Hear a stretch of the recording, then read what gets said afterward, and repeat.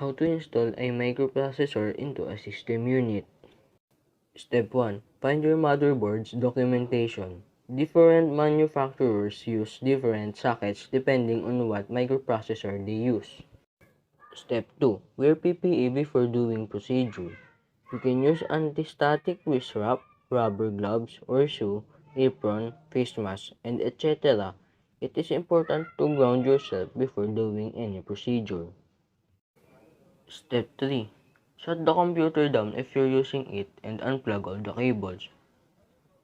Set the computer on its side and unscrew the side panels. Step 4. Locate the microprocessor by finding the CPU cooler. Some may use water cooling and some use air cooling. For those who use air cooling, the fan is what you should seek. Step 5.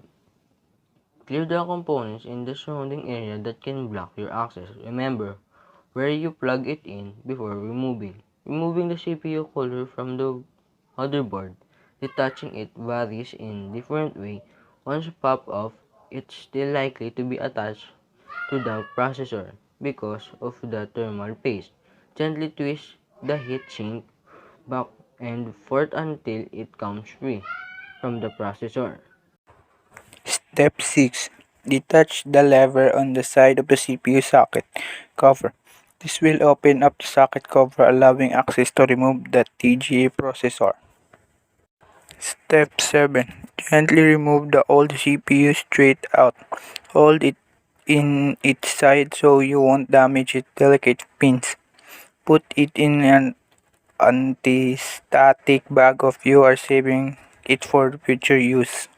Step 8. Remove the new CPU from its protective bag and line up the notches or triangles or it have with the socket. These are guides to help you place it correctly.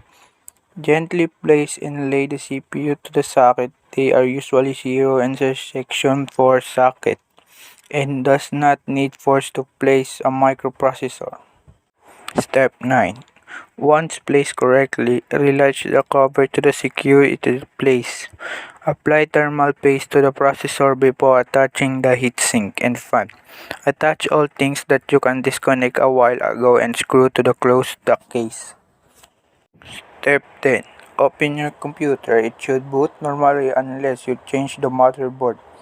It is more likely that you need to install a new operating system if the old one is massively different from the new one.